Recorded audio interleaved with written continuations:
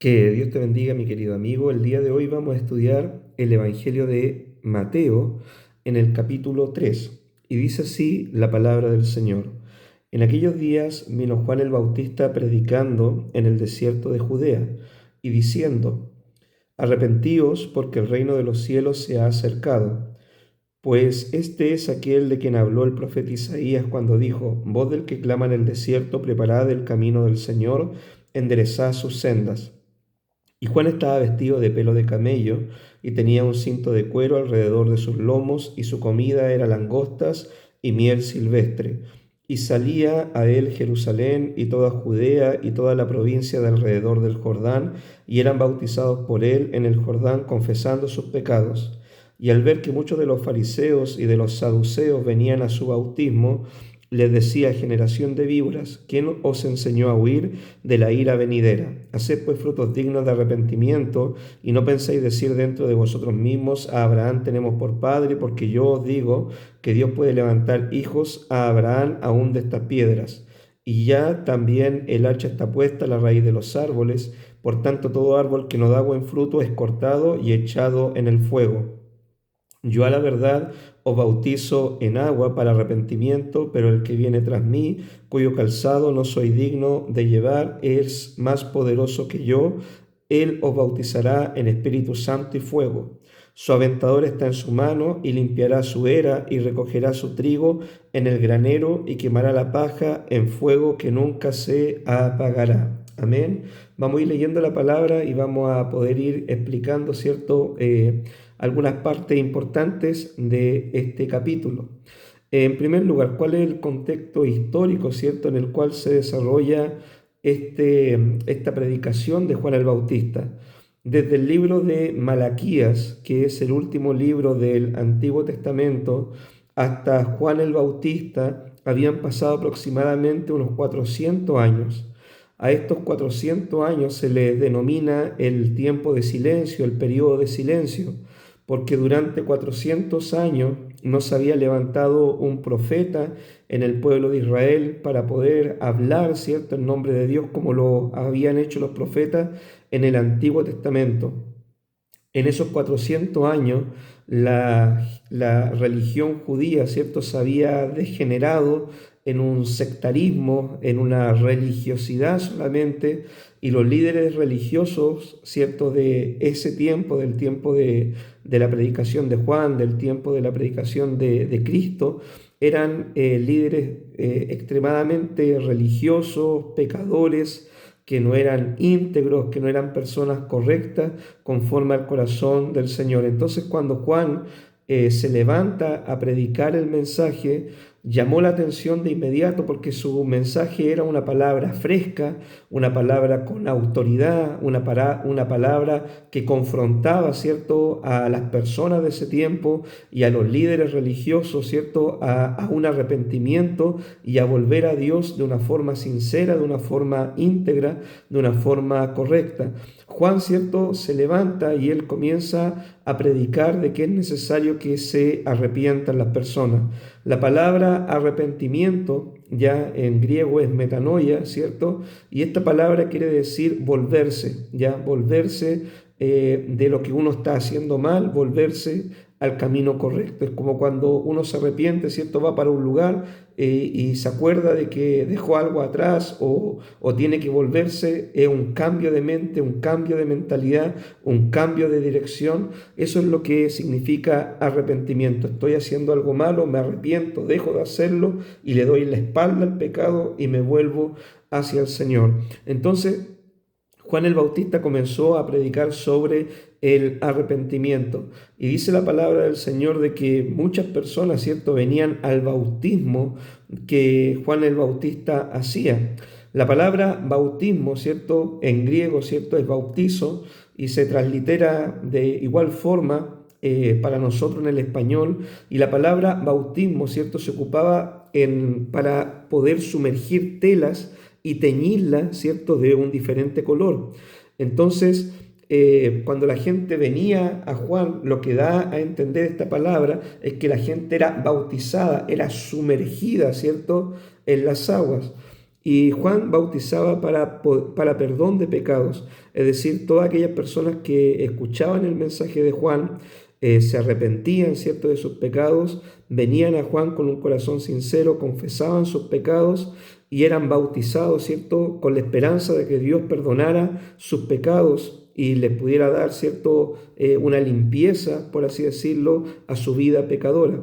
Bueno, para nosotros ahora, los cristianos, el bautismo simboliza, ¿cierto?, la muerte a una vieja vida de pecado y el nuevo nacimiento a una nueva vida con Cristo. Lo que simboliza el bautismo, ¿cierto?, es nuestro compromiso con Jesús y que iniciamos, ¿cierto?, una nueva vida con Cristo, caminando conforme a la palabra y a la voluntad del Señor. Dice la palabra de que muchas personas pecadoras, ¿cierto?, venían al bautismo de Juan, personas como publicanos, personas, ¿cierto?, como rameras, personas también como soldados, ¿cierto? Y las personas que se acercaban al bautismo de Juan, Juan, ¿cierto?, los exhortaba a que ellos tuvieran un cambio de vida, ya que ellos, por ejemplo, los soldados no hicieran extorsión a nadie, los publicanos, ¿cierto?, no cobraran de más, la gente que estaba haciendo lo malo, dejara de hacer lo malo. Decía también de que el que tuviera dos túnicas diera una al que no tiene, el que tiene un plato de comida, que hiciera lo mismo, porque estas obras, ¿cierto?, de arrepentimiento daban testimonio de que su conversión había sido genuina. Las obras, ¿cierto?, las buenas obras darían testimonio de que su arrepentimiento era un arrepentimiento genuino. Pero ¿cuál era la realidad de los líderes religiosos? Los líderes religiosos, ¿cierto?, ellos rechazaron el mensaje de Juan, cuestionaron, ¿cierto?, el ministerio de Juan el Bautista. Ellos no se bautizaban, ¿cierto?, no se dejaron bautizar por Juan el Bautista, ¿cierto? Y ellos, ¿cierto?, no se sometieron a los propósitos de Dios al rechazar el ministerio y el mensaje que Juan el Bautista predicaba. Muchos se acercaban al bautismo solamente para mirar, para poder criticar, para poder cuestionar, ¿cierto?, para poder evaluar qué es lo que estaba haciendo Juan, pero no con un corazón sincero. Los líderes religiosos, ellos creían que por ser descendientes de Abraham, de poder pertenecer al pueblo judío, ¿cierto?, al pueblo de Israel, de tener su parentesco con los patriarcas, ellos pensaban de que ellos ya estaban listos, ¿cierto?, estaban listos para entrar al reino de los cielos, que ellos estaban tomados de la mano de Dios y que ellos, ¿cierto?, no necesitaban arrepentirse de ningún pecado, de ninguna cosa mala. Cuando preguntaron a Juan, ¿cierto?, por qué él bautizaba, ¿cierto?, en una oportunidad le dijeron, bueno, ¿tú quién eres, ¿cierto?, ¿por qué tú bautizas? ¿Ya? Juan el Bautista dijo, yo no soy el Cristo, sino soy enviado, ¿cierto?, delante de él como un heraldo para poder preparar el camino, ¿cierto?, del que viene después de mí. Dios en el Antiguo Testamento había hablado, ¿cierto?, que antes de su venida, ya de la venida de su ungido, de su Hijo, él iba a enviar al profeta Elías, ¿cierto? Y eso nosotros lo encontramos en el profeta Malaquías, ¿cierto? Él habla sobre esta profecía y dice, él volverá al corazón de los padres hacia los hijos, de los hijos hacia los padres. Y bien, no era que literalmente iba a venir Elías, ¿cierto? Elías ya había sido traspuesto por Dios, Dios se lo llevó en un torbellino al cielo en el Antiguo Testamento, y no es que Elías iba a volver, sino que Dios iba a levantar un hombre, ¿cierto?, que tuviera el mismo espíritu de Elías, ¿cierto?, el mismo ministerio de Elías. Y es por eso que cuando Juan el Bautista comienza su ministerio, y acá hay una descripción de cómo es el ministerio de Juan. Dice que él se vestía con, ¿cierto?, con pelo de camello, se ceñía el cinturón, ¿cierto?, con un cinto de cuero, comía langosta, miel silvestre, predicaba en el desierto y su mensaje era un mensaje directo y un mensaje claro y confrontacional. Entonces, estas semejanzas son muy parecidas a lo que fue el ministerio del profeta Elías, ¿cierto?, en el Antiguo Testamento. Y Juan vino para preparar el camino para el Mesías, cumpliendo así también una profecía que se encontraba de que decía de que antes de la venida del ungido, ¿cierto?, del Mesías, del Cristo, iba a venir, ¿cierto?, alguien a preparar el camino para el Señor, ¿ya? Y Juan dice, yo soy esa voz que clama en el desierto, preparad el camino del Señor. Un heraldo, ¿ya? Un heraldo era una persona que los reyes enviaban antes, ¿cierto? Para poder anunciar ya los decretos del rey y para poder también ir preparando los caminos, ¿cierto? Para cuando pasara el carruaje no tuviera ningún inconveniente, ningún problema, ¿cierto? Y así pudiera llegar el rey de una forma expedita, ¿cierto? A las ciudades que él iba a visitar. Bueno, y eso fue en gran parte lo que hizo Juan el Bautista, preparó el camino, preparó al pueblo ya para cuando Cristo inició su ministerio y había gente que había creído en el mensaje de Juan y también después creyeron, ¿cierto?, en lo que predicó Jesús, ¿cierto?, sobre el arrepentimiento y creer también en el Evangelio. Acá Juan también dice de que en su predicación dice que el hacha ya está puesta a la raíz de los árboles. Todo árbol que no da buen fruto será cortado y echado en el fuego. Es interesante de que la Biblia siempre a los hijos de Dios, a los creyentes, ¿cierto? A las personas en general, Dios las compara con árboles, ¿ya? Y hay árboles, ¿cierto? Que son buenos árboles, como el Salmo 1 lo dice, que el justo es como un árbol plantado junto a corrientes de agua, que da su fruto en su tiempo, ¿cierto? Y todo lo que hace prosperará y su hoja no cae. Pero también hay malos árboles, ¿ya? Jesús mismo enseñó sobre esto y él dijo, por los frutos los conoceréis, ¿ya?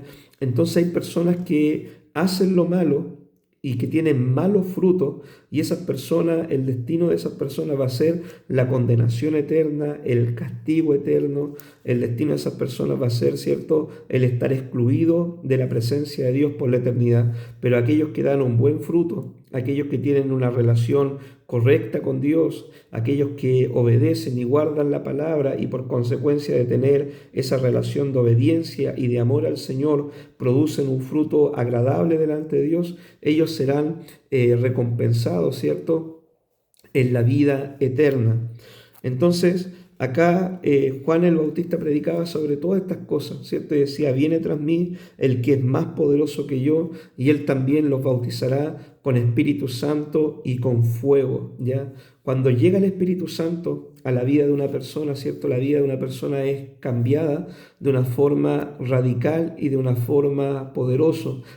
Nosotros creemos, ¿cierto?, que la evidencia, como lo dice el libro de los Hechos, en el capítulo 2, ¿cierto?, la evidencia de ser bautizado y lleno con el Espíritu Santo, la evidencia inicial es hablar en otras lenguas, también, ¿cierto?, la manifestación de los dones pentecostales, carismáticos, ¿cierto?, también sobrenaturales en la vida y en los ministerios de los creyentes, son evidencias de ser lleno del Espíritu Santo, pero también una evidencia, ¿cierto?, de vivir una vida llena del Espíritu Santo, es vivir una vida llena del fruto del Espíritu Santo, una vida en santidad, una vida, ¿cierto?, de amor, de obediencia, de misericordia, de fe, de mansedumbre, de dominio propio. Todo esto da evidencia de que tú tienes una vida conectada con Dios y una vida llena de la presencia del Señor. Y esto es lo que hace Cristo cuando viene a nuestra vida, ¿cierto? Y Él nos llena con su Espíritu Santo, nos bautiza,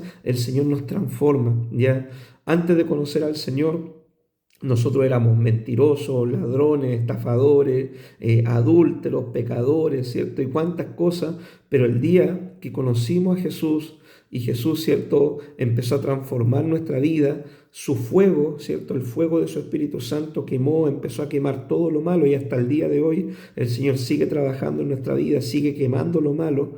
Y el Señor, ¿cierto?, empezó a llenarnos también con su Espíritu Santo, con su presencia, con lo que es de Él, con lo que es de Dios. Y empezó a reformar el Señor, ¿cierto?, nuestra imagen pecadora a la imagen de Él, ¿cierto? Y la meta, obviamente, para todo creyente es poder llegar a ser un imitador de Cristo. Así como vivió Cristo, lo que hacía Cristo, como era Cristo, nuestra meta es poder llegar a ser, ¿cierto?, imitadores de Él, vivir una vida semejante a la que vivió el Señor Jesús. Es una meta bastante ambiciosa, pero la palabra del Señor dice de que Jesús mismo lo dijo, ¿cierto?, de que el que fuera perfeccionado llegará a ser como el Maestro. Amén. Veamos ahora el versículo 13 en adelante. Dice, Entonces Jesús vino de Galilea a Juan al Jordán para ser bautizado por él. Mas Juan se le oponía diciendo: yo necesito ser bautizado por ti, y tú vienes a mí. Pero Jesús le respondió: deja ahora, porque así conviene que cumplamos toda justicia. Entonces le dejó. Y Jesús, después que fue bautizado, subió luego del agua, y he aquí los cielos le fueron abiertos, y vio al Espíritu de Dios que descendía como paloma y venía sobre él. Y hubo una voz de los cielos que decía: este es mi Hijo amado, en quien tengo complacencia. ¿Por qué Jesús se bautizó si Jesús no necesitaba arrepentirse? Dice la palabra del Señor de que Jesús nunca pecó, Él fue tentado en todo, pero Él no cometió pecado. Bien, Jesús se bautizó para poder confirmar el ministerio de Juan el Bautista, que lo que estaba haciendo Juan el Bautista era algo que Dios lo había enviado a hacer. Es decir, Jesús se bautizó porque era el propósito de Dios, ¿cierto? Por así decirlo, respaldar el ministerio de Juan el Bautista, porque eso era algo que Dios había, ¿cierto?, establecido. En segundo lugar, Jesús se bautizó también como una forma de iniciar su ministerio público. Se sometió al ministerio de Juan y ahora, ¿cierto?, él iba a iniciar su ministerio público, ¿ya? También Jesús se bautizó para poder darnos un ejemplo a nosotros los creyentes, ¿ya? Recordemos de que Jesús, ¿cierto?, después, cuando entrega la gran comisión, dice: vayan por todo el mundo, prediquen el Evangelio, el que creyere fuera bautizado, ¿cierto? Entonces el Señor nos envía a bautizar y enseñarles todas las cosas que Él nos mandó. Entonces Jesús nos da un ejemplo también de que todo hijo de Dios, real y verdadero, debe también pasar por las aguas del bautismo, debe bautizarse. Todos los creyentes, ¿cierto? Nosotros, los hijos del Señor, debemos bautizarnos en algún minuto de nuestra vida. Ahora, el bautismo, ¿cierto?, es un compromiso público que uno hace con Dios, donde testifica que uno también ha aceptado al Señor como su Señor y Salvador, ¿ya? Y que ahora uno va a vivir una vida dedicada, ¿cierto?, a las cosas del Señor. Hay un error muchas veces que se comete en diferentes lugares, que los pastores, ¿cierto?, bautizan a persona inconversa, ¿ya? ¿Qué es lo que sucede? Alguien, ¿cierto?, quiere bautizarse, pero está viviendo todavía en pecado, no quiere cambiar su vida, no conoce nada del Evangelio, no entiende de qué se trata el Evangelio, y muchos pastores cometen el error, ¿cierto?, de llegar y bautizar a estas personas sin ni siquiera haberle explicado el Evangelio, ¿ya? Entonces, ¿eso qué provoca? Que mucha gente se bautiza, se va al mundo, y después, cuando realmente tienen un encuentro genuino, real y verdadero con Dios, dice: bueno, ¿mi bautismo fue válido o no fue válido? Nosotros debemos bautizar a las personas que den signos de arrepentimiento, ¿cierto?, como lo hacía Juan el Bautista, ¿ya? También para uno bautizarse, ¿cierto?, uno tiene que tener conciencia de qué, de lo que está haciendo. Por eso nosotros no bautizamos a bebés, ni tampoco bautizamos a niños que sean muy pequeños, porque no tienen conciencia, ¿cierto?, del compromiso que están haciendo. Ha pasado en algunas oportunidades que niños de 12, 11, 10 años se quieren bautizar y después se van al mundo y no entienden y andan así, ¿cierto? Entonces es mejor esperar, ¿ya?, a que uno pueda tomar esa decisión de una forma madura, de una forma seria, tomando realmente el compromiso como corresponde, ¿cierto?, con el Señor, y para uno entregar su vida a Cristo, ¿cierto?, y decir: bueno, yo me bautizo, ¿cierto?, y desde ahora en adelante voy a ser un hijo de Dios y ya no miro hacia atrás. En mi caso personal, yo me convertí a los 16 años, a los 17, 18 años yo me bauticé, ¿ya? Había pasado un año, me acuerdo, ¿cierto? Y me parece que mi pastor en ese tiempo me dijo: no, espera un tiempo más. Así que esperé un tiempo más y después me bauticé, ¿ya? Pero en ese tiempo, ¿cierto?, yo no me desanimé porque me dijeron que no, seguí perseverando, seguí yendo a la iglesia, seguí congregándome, seguí aprendiendo, seguí siendo discipulado y finalmente me bauticé igual, ¿cierto? Y ahora, y hasta el día de hoy, ¿cierto?, no he vuelto hacia atrás. Y ya tengo, ¿cuánto? 36 años, ¿ya? Entonces es importante, mis queridos hermanos, de que podamos tomar, ¿cierto?, estas cosas con responsabilidad, tanto los pastores como también la gente, ¿cierto?, que es candidata al bautismo. En el bautismo de Jesús, ¿ya? Nosotros podemos ver también la Trinidad de Dios, ¿ya?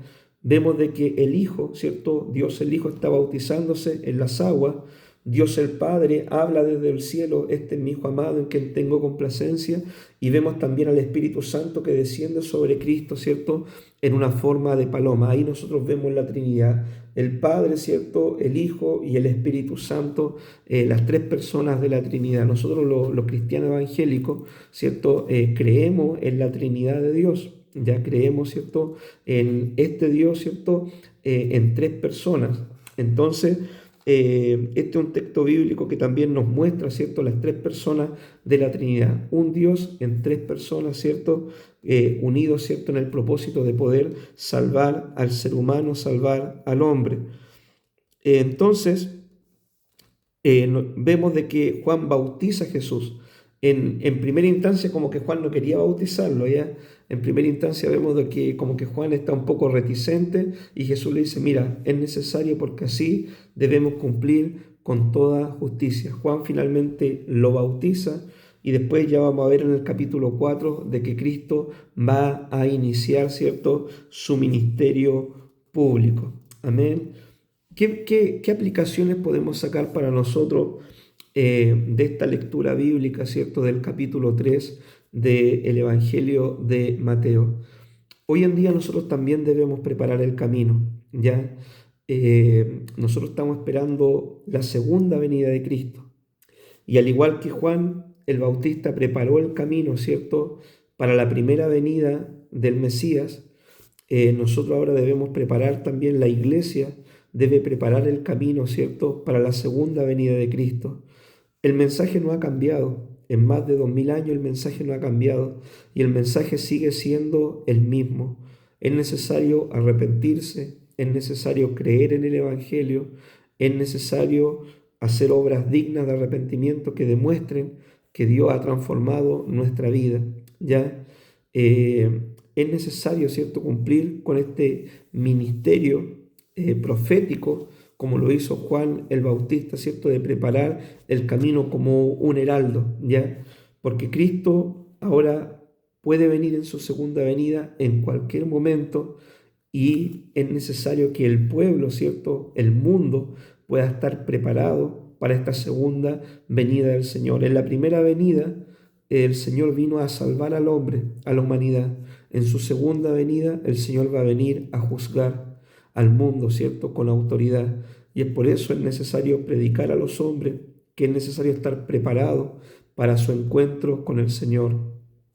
Y nosotros salimos de nuestra responsabilidad una vez predicado, ¿cierto?, el Evangelio. Va a haber gente que va a creer, como pasó acá en el caso de Juan, y también van a haber gente, ¿cierto?, que no va a creer, o gente que va a querer seguir viviendo su religiosidad o en otras religiones, pero nosotros cumplimos con lo que Dios, ¿cierto?, nos predestinó, con lo que Dios nos encargó, ¿cierto?, que hiciéramos, que debemos predicar el Evangelio mientras tanto haya tiempo, mientras tanto haya aliento de vida, mientras tanto haya esperanza. Debemos predicar la palabra y preparar al pueblo para un encuentro con el Señor. Mi querido amigo, cierto ha sido la reflexión del Evangelio de Mateo capítulo 3 y espero, ¿cierto?, que te pueda servir para tu vida espiritual. Que Dios te bendiga muchísimo y nos estamos viendo, ¿cierto?, en el próximo capítulo, Mateo capítulo 4. Ya, muchas bendiciones. Chao.